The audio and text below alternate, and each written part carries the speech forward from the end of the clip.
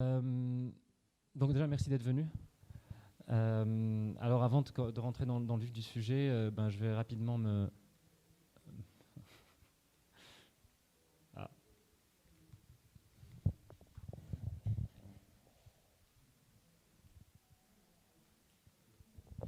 Alors, du coup, ça marche tout à l'heure. De toute façon, au pire, j'ai ma souris à côté. Allez, je vais prendre ma souris.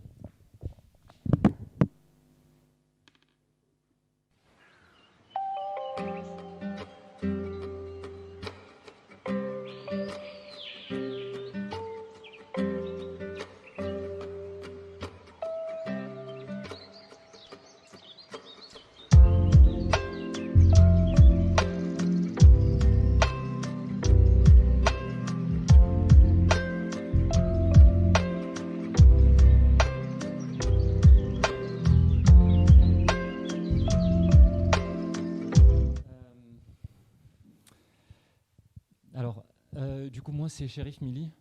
Je vais rapidement... Alors, vous pouvez me suivre sur Twitter, sur cette adresse-là, sur LinkedIn, où je suis un peu plus actif. Et si vous avez quelque chose à commenter sur la présentation, si j'ai dit quelque chose qui ne vous plaît pas, ou le contraire, vous avez le hashtag Millennium, si vous voulez en parler sur Twitter. Pour me présenter rapidement, donc, je suis ingénieur à la base. J'ai fait mes études ici à l'INSA. Ensuite... Je vais essayer de créer une start-up dès la sortie de l'école, ce qui est un bon parcours d'apprentissage, mais pas forcément la meilleure chance de réussir une start-up quand on sort tout juste de l'école. Et à l'époque, j'avais eu la chance d'être accompagné par un incubateur qui s'appelle l'incubateur Midi-Pyrénées, qui s'appelle Nubo aujourd'hui, qui nous donne un budget, une enveloppe quand on n'a qu'une idée et des slides, pour pousser son projet, et aussi plusieurs formations sur le sujet de l'innovation et de la stratégie d'innovation en général. Et en fait, ce projet, j'ai beau l'avoir arrêté à la suite de cet accompagnement. Cet accompagnement avait été une date importante pour moi et un jalon important, puisque ça m'a ouvert l'intérêt sur le sujet de l'innovation. Et à partir de là, j'ai lu beaucoup de choses sur le sujet et j'ai continué à évoluer dans ce secteur-là. Donc ensuite, je me suis naturellement... en m'étant créé un réseau dans l'écosystème startup et en ayant approfondi un peu le sujet de l'innovation, je me suis retrouvé à conseiller des gens, à me demander du conseil ou de l'accompagnement, et j'ai fait consultant en stratégie d'innovation. J'ai travaillé pour diverses grandes entreprises de plusieurs secteurs, pharmaceutiques, bancaires, spatiales, cosmétiques, voilà. Et aussi avec des écoles sur de la formation ou de l'accompagnement de projets innovants. Et depuis un peu plus d'un an, j'ai créé une nouvelle start-up qui s'appelle SelfCity. Du coup, je ne vais pas vous en parler durant cette conférence, mais si vous êtes curieux, après on peut en discuter. Du coup, alors on a perdu un peu de temps. Je vous propose vous êtes plus nombreux que prévu, je vais passer directement à la phase suivante. On va peut-être faire un tour de table, ça nous ralentirait. Alors, est-ce que vous connaissez la signification de cette date-là, le 22 août 2020 ? Alors, il y a eu ça a été très médiatisé en 2019, il y a la même chose en 2020, c'est la date à partir de laquelle, en fait, on a consommé plus de ressources que ce que la Terre peut produire en un an. Et je trouve que cette métrique est assez intéressante.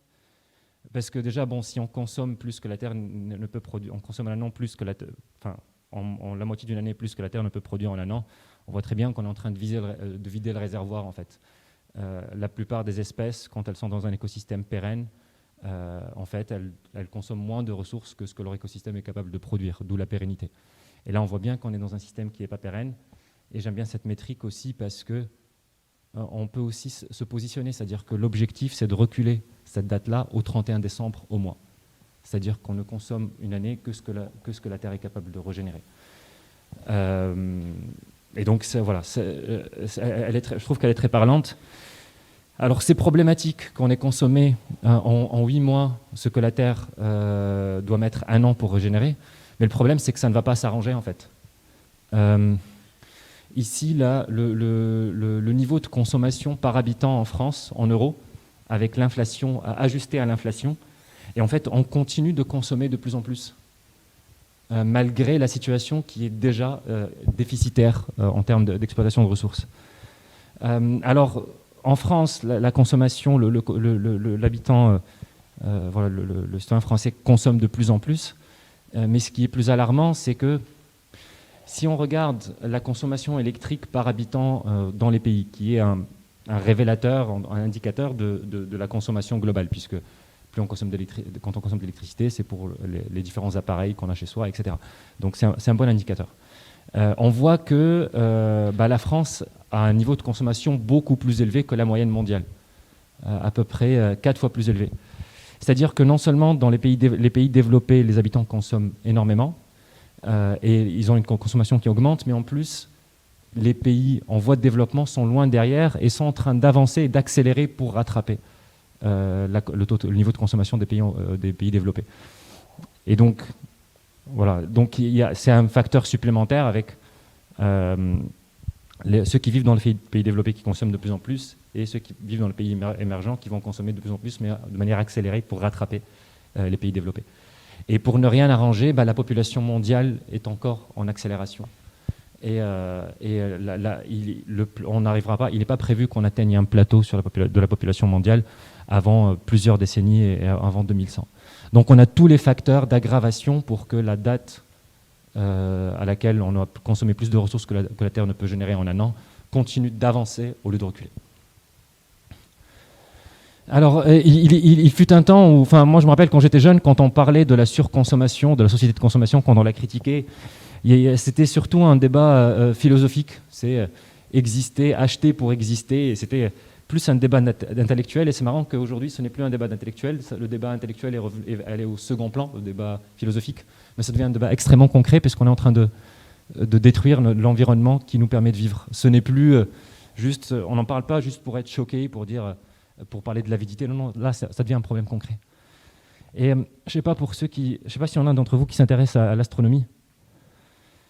Moi, c'est un sujet qui m'intéresse beaucoup et après, il y a une partie qui est assez grand public, c'est-à-dire que les journalistes aiment bien parler des nouvelles planètes qu'on découvre, en disant on a ouvert telle planète dans tel système, dans la zone habitable, etc. En fait, les journalistes aiment bien le sensationnel, mais quand vous lisez un peu plus, souvent à la fin, ils vont vous dire combien de secondes un être humain est capable de survivre sur ces planètes-là. Et en général, entre pression, radiation, gravité, etc., on va vous dire, alors sur cette planète-là, vous pouvez survivre 15 secondes. Sur l'autre, vous pouvez survivre 20 secondes. Et en fait, l'univers est extrêmement inhospitalier pour nous. Et les conditions pour que nous, fragiles êtres humains, puissions vivre à l'air libre, elles sont assez exceptionnelles sur Terre. Et c'est assez absurde, en fait, de voir à quel point cet environnement exceptionnel qu'on a et à quel point on est en train de le dégrader juste par de la surconsommation. Alors, comment faire du coup, puisque le sujet, c'est pas juste de tirer la sonnette d'alarme, c'est comment faire pour rajuster la trajectoire. Alors, pour moi, il y a deux axes.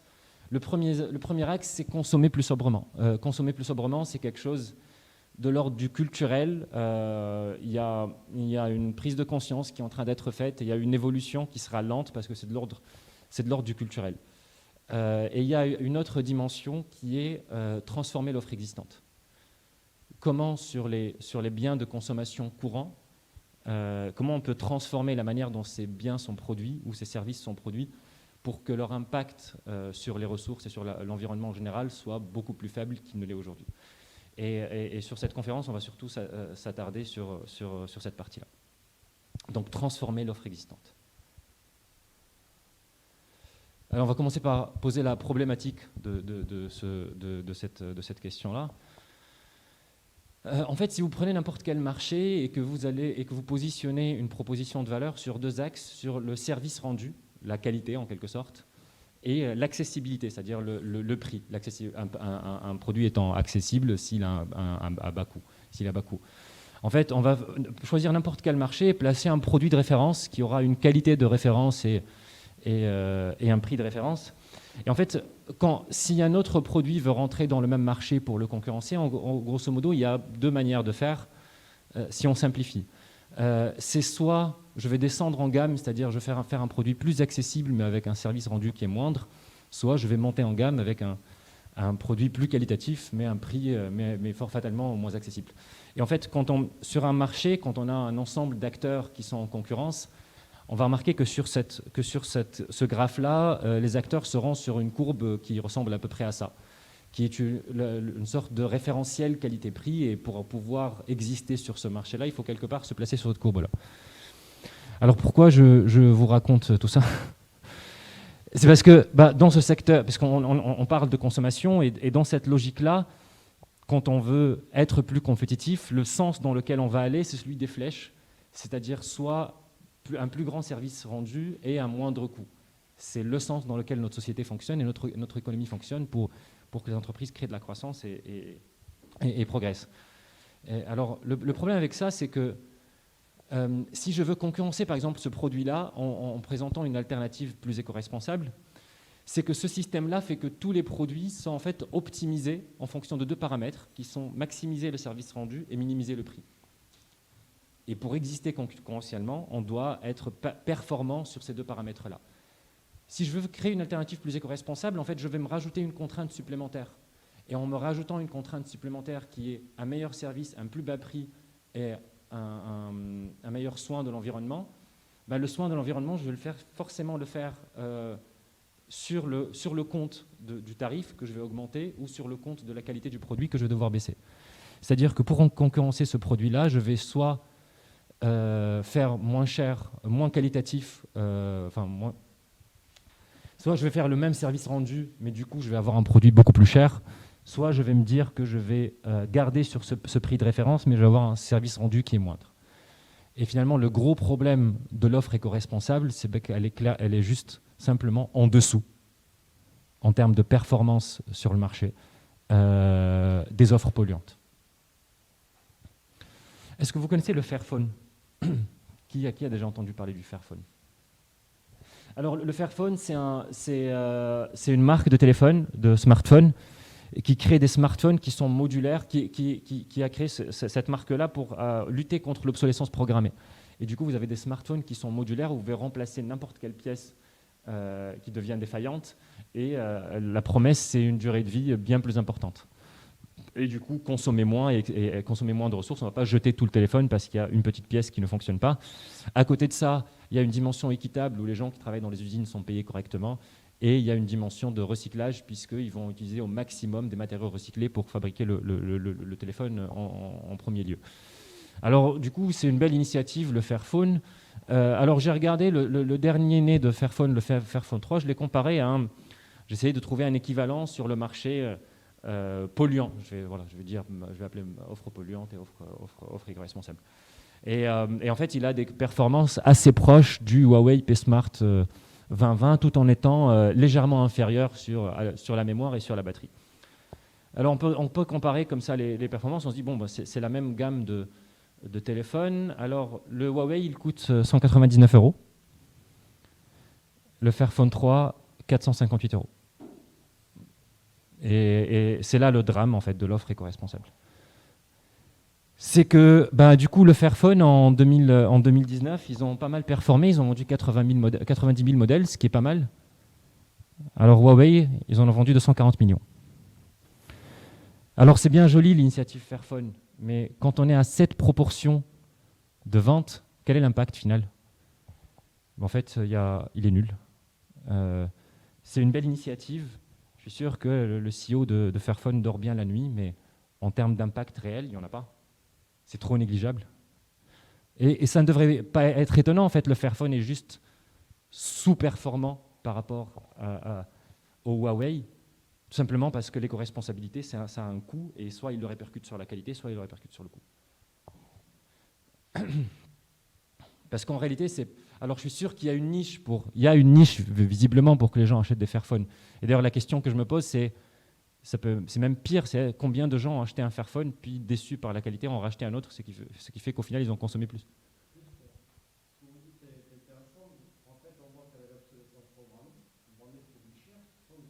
Oui, très bien. Écoutez, ça c'est un très bon sujet, on reviendra dessus. Oui, très bien. On reviendra dessus à la fin sur les questions, donc notez les questions, on revient dessus à la fin. Et donc, parce qu'en fait, si on veut vraiment transformer l'offre en plus éco-responsable, c'est à eux qu'il faut vendre le Fairphone. Ce n'est pas à la très petite minorité qui est sensibilisée à l'éco-responsable. Parce que cette minorité-là ne changera pas la donne. Donc, un élément très important, c'est que éco-responsable ne suffit pas. Vous proposez un produit éco-responsable, c'est positif, mais c'est extrêmement insuffisant pour faire avancer le sujet. Alors juste pour donner quelques informations supplémentaires, pour appuyer cette thèse-là, c'est que 46% de la population vit avec moins de 5,50 $ par jour. Comment vous allez convaincre cette population de payer 2 fois le prix d'un produit pour avoir quelque chose de moins performant? Et alors ça, c'est population mondiale, mais même quand on vient en France, un tiers des ménages français ont du mal à boucler la fin du mois. Donc, conclusion de cette première partie, c'est que c'est mignon le fait de créer des initiatives éco-responsables, mais souvent, il y a un élément à côté duquel des entrepreneurs passent, c'est que pour créer de l'impact, il faut viser la consommation de masse. Du coup, la question qu'on se pose, c'est qui peut nous sauver, en fait, dans cette situation. On sait que sur les forces en présence, les consommateurs, globalement, la consommation de masse, le choix va aller vers le produit optimal en termes de qualité et prix. Et donc, on ne peut pas miser entièrement, enfin, il y a une petite niche qui va consommer autrement, mais sur la consommation de masse, ce n'est pas les consommateurs qui vont faire ce travail-là d'accélérer la transition à la vitesse à laquelle elle devrait être. Alors on peut se dire, est-ce que les politiques, on doit passer par cette case-là. Alors que pourraient faire les politiques? Il y a un truc à faire, c'est taxer par exemple les produits polluants. C'est-à-dire que si vous utilisez des processus polluants ou que vous ne respectez pas un certain nombre de normes, votre produit est taxé davantage, ce qui fait que fatalement, on peut le concurrencer par un produit éco-responsable puisqu'on rattrape en gros le coût. Ça, c'est une méthode. Une autre méthode peut être dans l'autre sens, c'est juste qu'on resserre la réglementation RSE pour obliger les entreprises à produire de manière éco-responsable. On peut faire une troisième chose, on peut faire d'ailleurs les trois en même temps, c'est des subventions et réductions d'impôts pour les entreprises qui, elles, sont éco-responsables. Et en fait, toutes ces mesures-là auraient comme unique objectif, en fait, d'un peu d'écraser, d'alourdir la performance économique des produits polluants et d'améliorer la performance économique des produits éco-responsables, ce qui pourrait les rendre compétitifs. Et cette pression-là, pour qu'elle ait un sens, c'est une pression réglementaire qui va être permanente et itérative. C'est-à-dire qu'au fur et à mesure de l'apparition de nouvelles technologies, de nouveaux procédés, la réglementation devra pousser de plus en plus pour forcer l'industrie à s'aligner. Alors,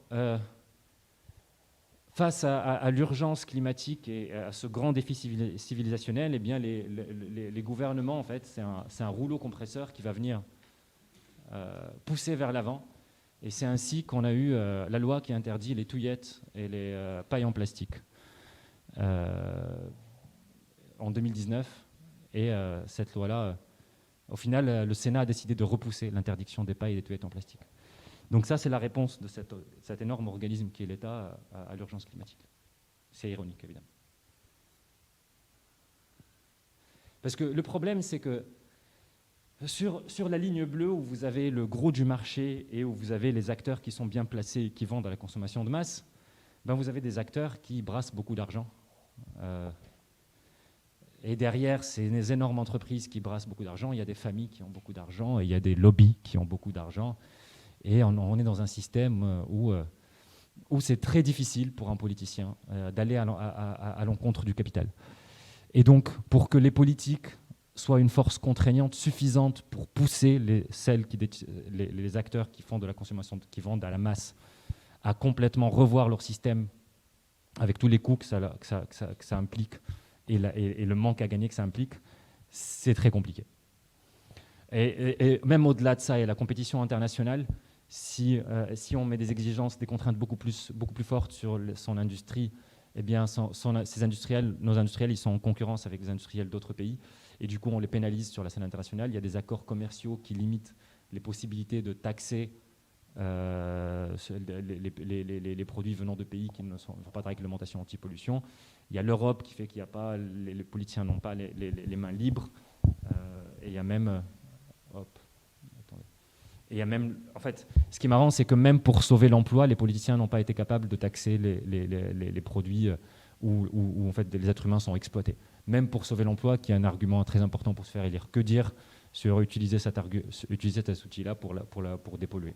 Donc en fait, les politiques ne peuvent pas être la force qui va accélérer la transition écologique. Du coup, il reste une autre grande force, c'est les grandes entreprises. Alors je vais vous raconter une histoire. Nous sommes en 2003 chez Renault. C'est pas une histoire vraie, mais ça aurait pu l'être. Peut-être qu'elle est, je sais pas.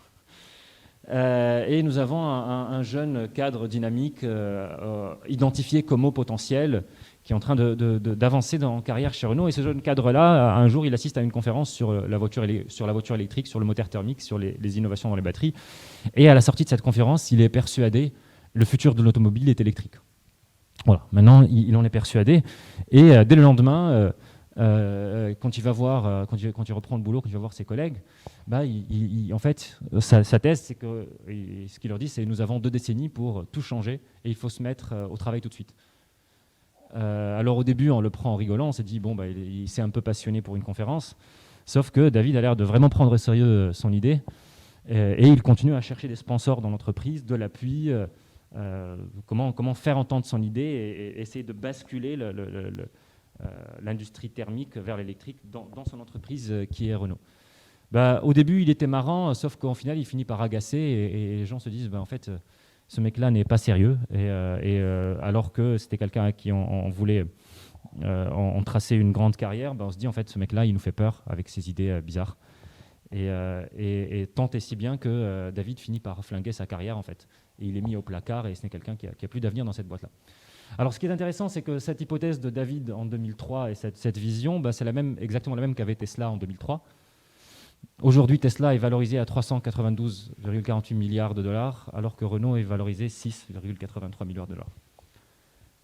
Donc, en fait, ça souligne quoi? C'est, en fait, pour les entreprises installées, le changement est quelque chose d'absolument insupportable. Et aussi pertinent votre argumentaire soit-il, l'autocannibalisation, c'est-à-dire vendre un nouveau produit qui va prendre les parts de marché de ces produits existants, est quelque chose d'insupportable pour un acteur installé. Déjà parce qu'il a tout un savoir-faire qui va devenir obsolète. Ensuite, ses investissements, usines, machines, etc. va devenir obsolète. Son écosystème, ses prestataires, ses distributeurs vont devenir obsolètes. Et il n'a aucune raison, ça n'est pas logique de rendre obsolète tout ce que cette entreprise a construit, alors que dans le même moment, bah, leurs voitures se vendent très bien. Et donc, quel que soit le niveau de rationalité de l'argumentaire, les grandes entreprises ne peuvent pas remettre en cause tout leur système si elles vendent. Elles ne peuvent qu'être dans la réaction. Là, j'ai pris un cas de Renault, mais si on prend n'importe quelle entreprise, j'ai appelé entreprise jaune, qui aurait une offre, qui serait un acteur installé, qui vend très bien, qui a une offre avec 2 produits concurrentiels sur la ligne de référentiel qualité-prix. Alors aujourd'hui, on voit des offres éco-responsables, donc l'entreprise jeune peut s'amuser à tester cette niche-là avec une offre éco-responsable, mais jamais avec l'intention de remplacer ces produits existants par cette offre éco-responsable, moins performante par définition. Déjà pour ne pas laisser la place aux concurrents, et ensuite parce qu'en fait, les gens achètent. Pourquoi ils remplaceraient ça? Ça se vend. D'autant plus que c'est là que la consommation de masse, c'est là qu'il y a beaucoup plus d'argent à se faire que sur la niche éco-responsable. Et cette vache à lait ne sera jamais remise en cause. Alors par contre, vu que l'éco-responsabilité est tendance et que la consommation de masse, le fait est que même les gens qui n'ont pas les moyens, le luxe de pouvoir consommer éco-responsable, veulent consommer éco-responsable et du coup, qu'est-ce qu'on leur vend? Du greenwashing. Donc vous allez avoir sur les produits optimisés en termes de coût et de qualité du greenwashing à outrance pour essayer de satisfaire le consommateur moyen. Et en fait, les grandes entreprises sont les premières bénéficiaires de l'état actuel du marché. Et donc, c'est les premières gardiennes du statu quo. Elles n'ont aucun intérêt à ce que ça change. Donc au final, si on regarde toutes les forces en présence, on a les consommateurs qui ont du mal à boucler leur fin de mois sur la consommation de masse et qui continueront à privilégier la performance du produit, qualité, prix et l'éco-responsabilité se contenteront du greenwashing qu'on leur offre, mais n'auront pas le luxe de consommer éco-responsable. Et tant que les consommateurs achèteront ces produits polluants, les grandes entreprises continueront à vendre ces produits polluants. Et alors les politiques qui auraient pu être la force motrice qui pousse tout ce système-là vers un fonctionnement plus éco-responsable, eux, ils sont complètement sous le joug du capital et donc des grandes entreprises. Donc en fait, les principales forces en présence de l'économie ne peuvent pas accélérer la transition écologique. Alors, maintenant, on va porter. Quel est le portrait robot en fait du software potentiel dans cette équation-là? Alors, le software doit avoir une grande ambition, puisque là, il s'agit, au final, de proposer une offre éco-responsable qui soit compétitive et qui détrône l'offre polluante. Et ça, ce n'est pas quelque chose de facile. Et quand je dis ambition, c'est prendre le marché, faire de meilleurs produits. Donc, il y a une grande ambition qui est nécessaire pour le software potentiel. Un autre élément que doit avoir le software potentiel, c'est un intérêt à briser le statu quo. Le software potentiel est quelqu'un forcément qui n'est pas en train de profiter de la situation actuelle, parce que quelqu'un qui profite de la situation actuelle n'a pas d'intérêt à la changer. Troisième point, le software potentiel doit avoir une capacité d'innovation et de risque, parce que trouver la solution pour créer un produit éco-responsable qui puisse en même temps être compétitif face à des produits optimisés coût-qualité, ça demande non seulement une capacité d'innovation, mais aussi une prise de risque. Et enfin, cet acteur-là doit avoir accès à des financements importants, parce qu'il ne peut pas de manière réaliste réaliser son ambition s'il n'a pas d'appui financier. Bon, vous connaissez le titre de la conférence, du coup, je ne sais pas si vous avez anticipé la réponse. Ces acteurs-là, c'est les startups. Grandes ambitions, c'est en général quelque chose qui définit les startups, c'est de vouloir rentrer dans un marché et complètement le bousculer. Intérêt à briser le statu quo, en fait, une startup, c'est une entreprise les gens commencent avec zéro. Donc, ils n'ont rien à perdre et tout à gagner. Et ils entrent dans un marché où ils n'ont pas de place. Donc, bousculer complètement le marché pour se faire une place, c'est même la seule manière pour elles d'avancer. La capacité d'innovation, c'est ce qu'il définit, en fait, c'est amener un service innovant pour bousculer un marché. Et l'accès à des financements importants, il y a un écosystème de financement qui peut appuyer des startups pendant de très longues années, alors même qu'elles perdent de l'argent. Donc au final, ce que doit faire une start-up qui voudrait accélérer la transition écologique, c'est proposer une alternative éco-responsable, mais la pousser de l'état de sous-produit à en faire un produit compétitif qui puisse rivaliser avec les produits polluants. Et donc c'est ça le Graal en fait, une offre éco-responsable compétitive. Seulement, c'est beaucoup plus simple à dire qu'à faire, vous pouvez l'imaginer, parce que normalement, dans l'état de l'art actuel, il n'est pas possible de faire quelque chose comme ça. S'il y avait moyen, en fait, c'est pour compenser la contrainte écologique, en gros, il faut innover dans l'état de l'art pour trouver des solutions qui permettent malgré tout de produire un produit compétitif. Et en fait, si la start-up parvient à créer ce produit-là, eh bien, elle va forcer les concurrents à s'aligner. Et là, la start-up aura réussi son coup, qui est accélérer la transition écologique dans un secteur. Alors, un des éléments importants, c'est la notion d'agression pour forcer le changement. C'est-à-dire que les start-up, pour forcer un marché à changer, ce n'est pas juste en se faisant une petite place mignonne à côté de Leclerc à côté. Il faut agresser les acteurs existants, il faut leur prendre des parts de marché pour les obliger à réagir. Et ça, c'est une part absolument nécessaire d'un projet qui a une ambition concrète d'accélérer concrètement la transition écologique dans son secteur. Donc, c'est aussi très bien de créer une petite affaire dans un coin qui est éco-responsable et qui permet de vivre, c'est très positif. Mais si l'objectif, c'est d'avoir un impact réel, il faut agresser les acteurs existants. Alors, agresser comment? Puisque on est toujours dans le... C'est facile à dire, agresser. Donc, le premier élément, c'est l'innovation. Pour essayer de compenser les contraintes de l'éco-responsable, revoir le business model, revoir la structuration de l'entreprise, revoir le type de l'offre, être prêt à tout remettre en cause pour trouver par quel biais on peut amener la même valeur, mais en polluant moins en cours de route. Il y a besoin d'un fort focus et de persévérance. En fait, il faut croire en son idée, parce qu'on peut être tenté à tout moment de se dire bon, bah, le produit est éco-responsable, on va se contenter de la niche finalement, et on ne va pas essayer d'agresser les grands acteurs. Et si on fait ça, ben, on n'aura pas d'impact. Et ça, c'est difficile de se dire, voilà, on a d'un côté un marché qui est extrêmement compliqué puisqu'il faut fabriquer un produit avec plus de contraintes qui en plus être plus performant, et on peut le baisser les bras et se dire, bon, ben, en fait, j'ai un marché pour mon produit éco-responsable qui est cette niche-là, je me contente de rester dans cette niche-là. Donc, il faut innover, mais il faut aussi du focus et de la persévérance pour faire cette opération-là. Et de l'agressivité, je continue de le souligner. Je me rappelle l'une des formations que j'avais eues à l'incubateur Midi-Pyrénées, l'une des premières slides qu'on nous a montrées, c'est on nous a dit la vie d'une start-up est souvent représentée par une petite plante qu'on va grandir de petit à petit, mais la vérité pour une start-up, la vie d'une start-up, c'est plus quelque chose de violent et d'agressif puisque le marché n'a pas envie qu'elle entre là, et qu'en fait pour se faire une place, il faut la gagner.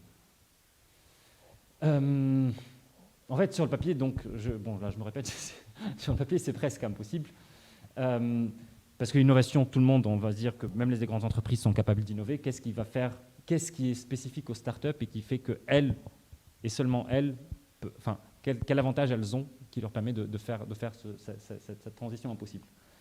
Et du coup, on va parler des trois, ce qu'on appelle les unfair advantages des startups, des avantages injustes que les startups ont par rapport aux acteurs installés et qui leur permettent de créer cette offre impossible.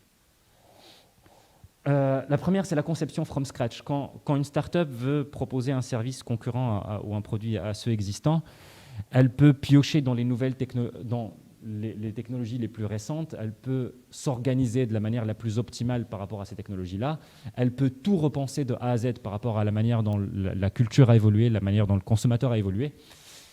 Et c'est quelque chose que les grandes entreprises ne peuvent pas faire, parce que transformer, quand vous avez un système de production qui est là depuis des dizaines d'années, le transformer en profondeur pour produire autrement, c'est un coût absolument énorme et ingérable pour une entreprise. La transformation est quelque chose d'extrêmement pénible et douloureux.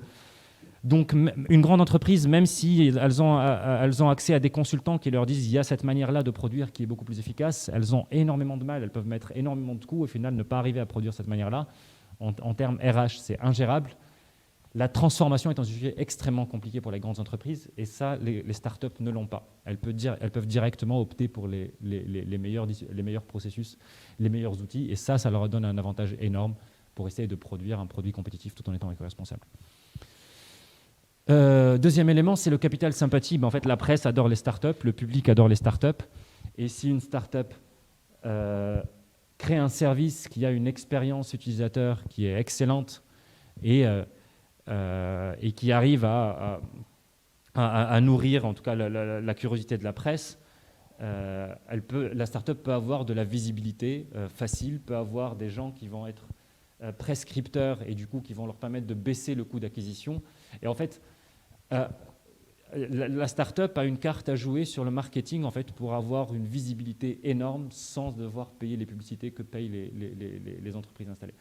Et ça, tout simplement parce que c'est des histoires qui sont belles à raconter, et c'est des histoires pour lesquelles il y a un public qui est friand, et il y a des gens qui vont essayer de vouloir soutenir la start-up parce qu'ils s'identifient à cette histoire-là, ou ainsi de suite.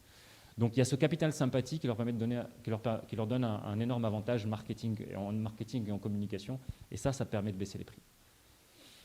Et troisième point, c'est le souffle. Le souffle, c'est-à-dire que vous avez des start-up qui peuvent... Ceux qui financent les startups ne s'attendent pas à avoir un retour sur investissement l'année d'après. Ce qui est le cas pour les grandes entreprises. Les actionnaires vont d'année en année évaluer la rentabilité de l'entreprise et si un président ne génère pas suffisamment de rentabilité sur une ou 2 années, très vite son poste va être en danger. Alors qu'une startup, le capital risque va attendre un retour sur investissement de 7, 10 ans ou plus. Et donc, la start-up peut se retrouver dans cet état de confort où l'attraction est plus importante que la rentabilité. Ça veut dire qu'une start-up qui a des clients satisfaits et de plus en plus de clients va pouvoir bénéficier de l'appui de son fonds d'investissement qui va lui permettre de ne pas être rentable et de continuer à développer sa technologie. Mais pas être rentable et continuer à développer cette technologie, ça permet de créer un produit compétitif malgré la contrainte de l'éco-responsabilité. En attendant que les technologies évoluent et qu'au final, à terme, elles arrivent à être rentables et à tenir sur leurs propres pieds, ça leur donne un avantage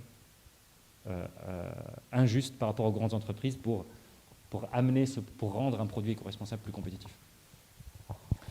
Alors, je sais qu'il y a un grand débat sur la voiture électrique. Juste, on va faire comme s'il n'y avait pas de débat, parce que ça illustre le propos, ensuite on pourra débattre, mais c'est un second sujet. Tesla a fait à peu près ça. Tesla, ils ont dû persévérer, et Tesla ne dépense pas d'argent en communication, parce que leur vision et l'attention que parvient à avoir le fondateur en communiquant sur sa vision est suffisante pour avoir énormément d'attention. Et ils ont persévéré sur une mission. Ils n'ont été rentables que très, très récemment. Ils ont vendu le premier modèle à perte, le deuxième modèle à perte. Tout ça parce qu'ils étaient appuyés par leurs financeurs. Et en fait, ça illustre parfaitement comment...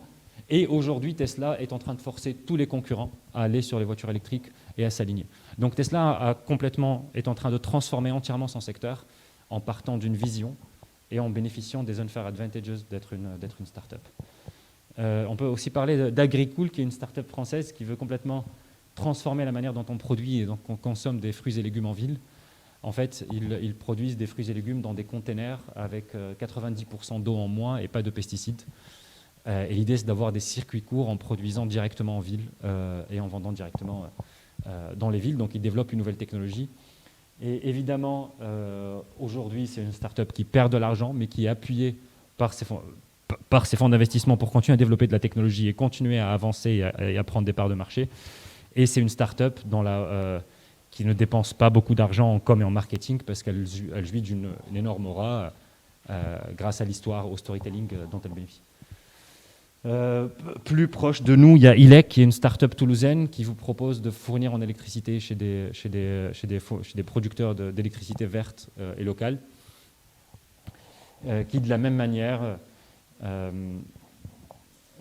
essaie de bousculer le marché et de concurrencer les offres existantes en ayant une expérience client qui est extrêmement facile et en étant soutenu par des fonds d'investissement derrière.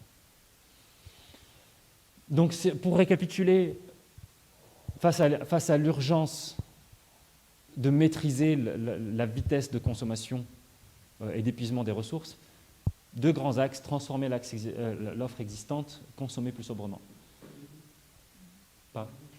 Oui, les deux. Moi, je me suis concentré sur le premier, mais je suis complètement conscient du deuxième. Celui-là, il est très culturel. Enfin, un entrepreneur aura du mal à agir sur le deuxième axe. Ça avance petit à petit. Les leaders d'opinion peuvent pousser en ce sens. Mais là où l'entrepreneur a des choses à faire, c'est sur la transformation de l'offre existante. Oui. Ah non, mais il faut les deux en même temps. Il faut les deux en même temps, ça c'est nécessaire. Donc les principales forces en présence, les consommateurs, les politiques et les grandes entreprises sont incapables de pousser en ce sens-là. Et les seuls qui ont cette capacité d'agresser des marchés en proposant des offres éco-responsables qui soient compétitives, c'est les startups, à cause de leur possibilité de tout reconstruire from scratch, à cause de l'amour des consommateurs, entre guillemets, et de l'attraction avant la rentabilité dont elles peuvent bénéficier pour développer leur technologie. Du coup, s'il y a des entrepreneurs, ou il y a des gens qui souhaitent entreprendre, c'est ce que je dis quand je croise des gens qui aspirent à l'entrepreneuriat. Je leur dis, ne créez pas le prochain TikTok en réalité virtuelle qui vous permet de mettre le visage de vos parents sur les vidéos que vous filmez en direct en réalité augmentée. Ces innovations-là, bien qu'on peut objectivement les appeler innovations, ne vont pas dans le sens de l'histoire et ne font pas du tout progresser l'humanité. Si des entrepreneurs aujourd'hui, des jeunes entrepreneurs veulent se lancer dans ce type d'aventure, moi je leur recommande plutôt d'aller dans le sens de l'histoire et au lieu d'aller inventer d'autres gadgets ou d'autres apps comme TikTok, peut-être ce qu'il faudrait faire, c'est choisir un secteur avec une activité polluante et agresser ce secteur-là en proposant une offre beaucoup plus éco-responsable et compétitive. Voilà, merci pour votre attention. Donc, si vous avez des questions...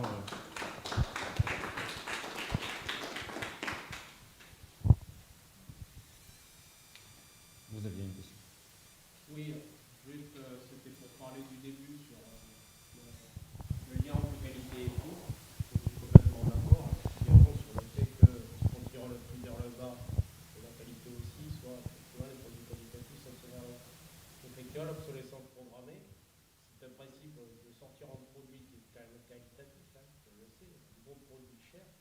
mais qui va casser de façon voulue.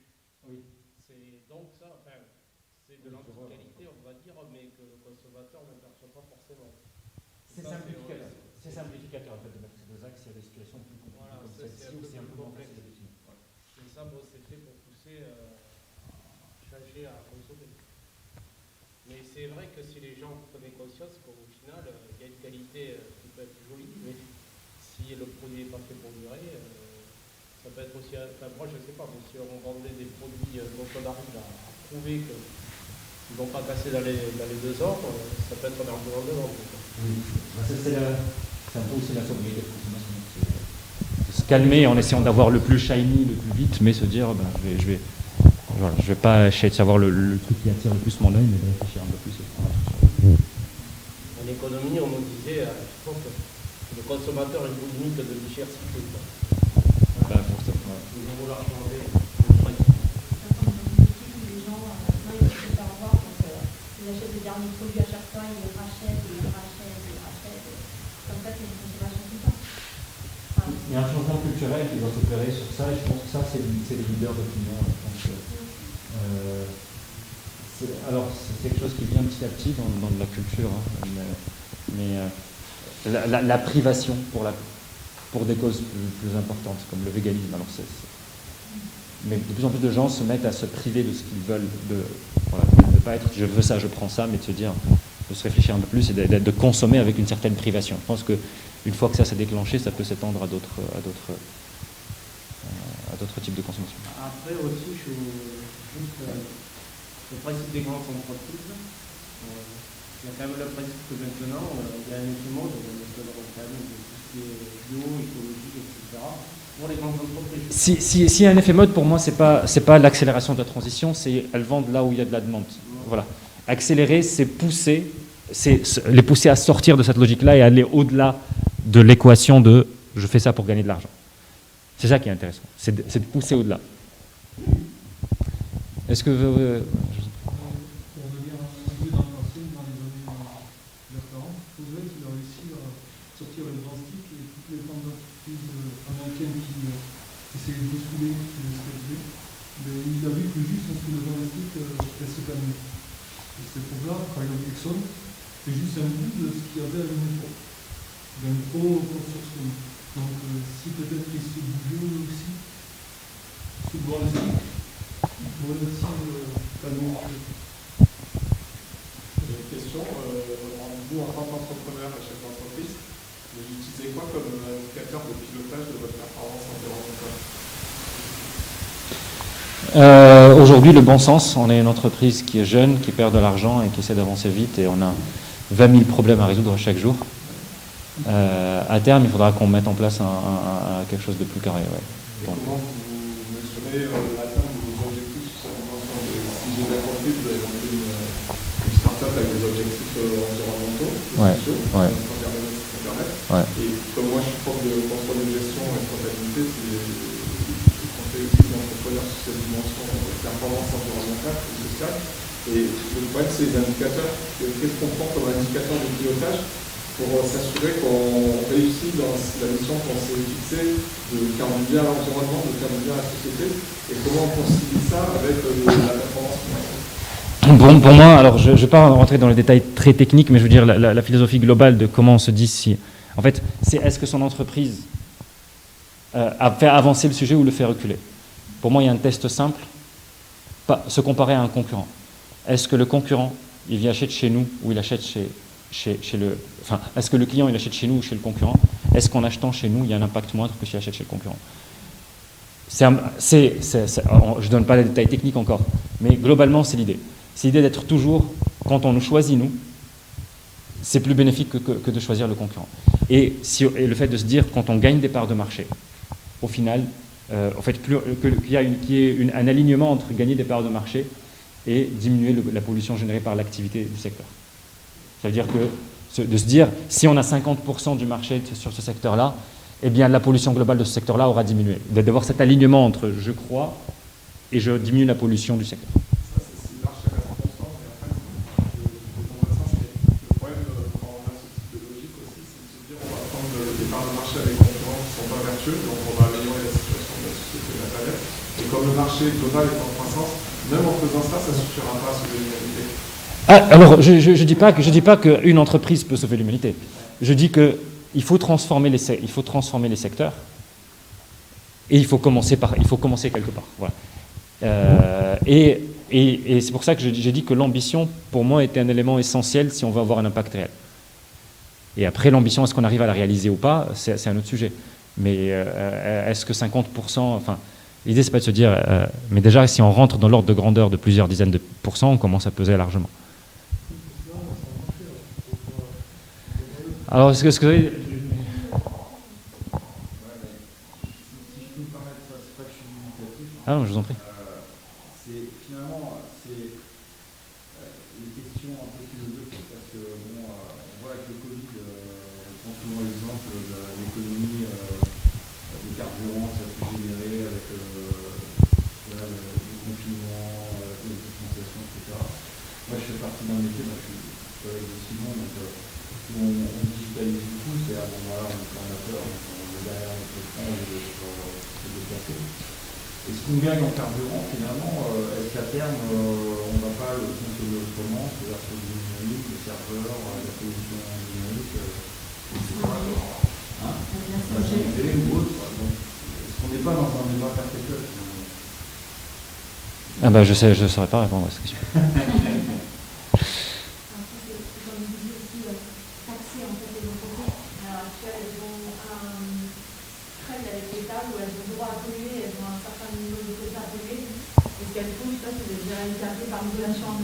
Oui. Non, mais ça c'est la manière dont les lobbies ont retourné un esprit. Bon. J'ai dit les politiques, ça ne viendra pas des politiques, je l'ai dit. Je l'ai dit, les politiques, on sort un truc qui semble être quelque chose, et puis il y a le lobbying qui pousse, et finalement ça se transforme en complètement autre chose, et ça devient un truc qui pousse à la consommation pour acheter des chaudières payées par l'État. Bon. Moi, je pense que le salut ne viendra pas des politiques. Je l'ai dit, j'ai barré le truc. Je dis, le système fait qu'ils sont incapables de pousser pour autre que pour. C'est un mélange des 3 ou 4 facteurs que vous avez cités. Il faut qu'il y ait la technologie, il faut qu'il y ait le consommateur qui soit prêt à accepter de consommer différemment. Il faut que les entreprises se mettent au diapason. Et il faut que les politiques aussi. Les politiques ne le feront pas. Le consommateur, statistiquement, la consommation de masse ne le fera pas. La pression des gens qui votent. Ouais, mais... Le politique, il est un petit peu obligé quand même. Ah, j'ai pas l'impression. J'ai pas l'impression que... j'ai l'impression qu'ils votent parmi les choix qu'on leur propose, et puis une fois qu'ils ont voté, bah, il se passe ce qui se passe, et on leur dit ce qu'on leur dit, et est-ce qu'ils voient la situation ou pas. Ouais, non, pour moi, c'est pas aussi simple. La solution politique... Enfin, beaucoup de gens ont essayé depuis très longtemps, hein, mais moi, ce que je recommande, s'il y a un jeune qui me dit « je veux faire quelque chose », je lui dis « entreprends, va, cherche un marché, change-le. Ça, tu peux le faire, tu le contrôles. Voilà, c'est quelque chose qui est en ton pouvoir et qui peut potentiellement avoir un impact très important. » Celui qui me dit « j'attends que la politique change », je lui dis « bah attends. » On espère. Mais de ce que je vois, ils sont toujours soit après la bataille, soit sur des détails rudimentaires comme les touillettes, soit sur des éléments détournés ou à quelque chose qui est censé être écologique se transforme en autre chose. Les cotons-tiges, voilà. Des grosses décisions. Il y a des très grosses décisions. Oui. Non, mais c'est un grand sujet de société, les cotons-tiges.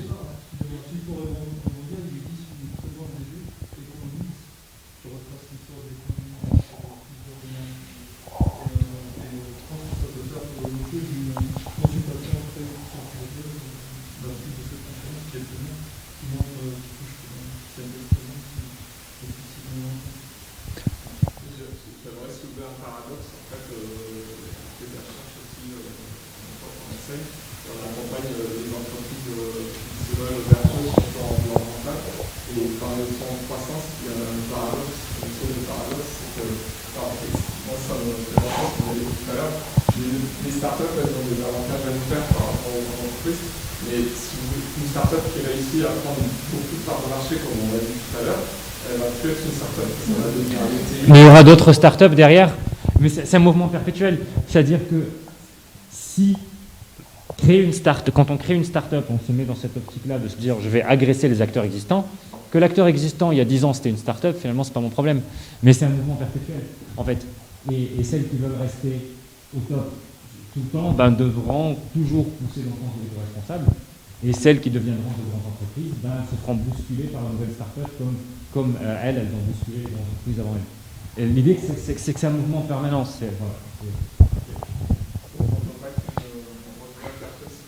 Non, on peut, mais j'ai pas dit qu'on pouvait pas. Mais si on l'était pas, voilà, ma vision du système, c'est pas un problème. À partir du moment où il y a toujours une agression permanente qui va pousser l'offre en la rendant plus éco-responsable.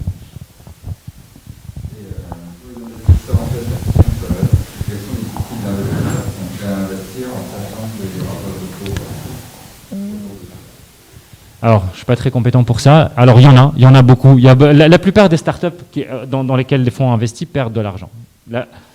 Plus de 90%. Alors, quand on gagne zéro, c'est plus compliqué. Quand on montre qu'on a des clients très contents, qu'on gagne de l'argent, mais qu'en fait, pour être rentable, il faut finir la mise en point d'une technologie qui va peut-être arriver dans 4 ans, il y a beaucoup d'investisseurs qui sont capables d'entendre ça. La rentabilité à 2-3 ans n'est pas dans le capital risque, c'est pas ça la règle, c'est l'exception. Mais par contre, montrer qu'il y a des gens qui sont prêts à payer pour ton produit, ça c'est important. C'est-à-dire y aller en mode « j'ai rien vendu, donnez-moi de l'argent », c'est compliqué. Y aller en dire « je vends quelque chose, c'est très apprécié, il y a de plus en plus de gens qui veulent acheter. Pour l'instant, j'ai du mal à baisser mes coûts parce qu'il me faut investir pour la technologie, etc. Mais je suis en train de prendre des parts de marché et si j'en prends suffisamment derrière, je pourrais réduire mes coûts pour être rentable. » Ça, c'est pragmatique, les gens peuvent l'entendre. Et les capital risqueurs savent entendre ce genre de discours. Ok, merci beaucoup. On me dit que le temps est fini.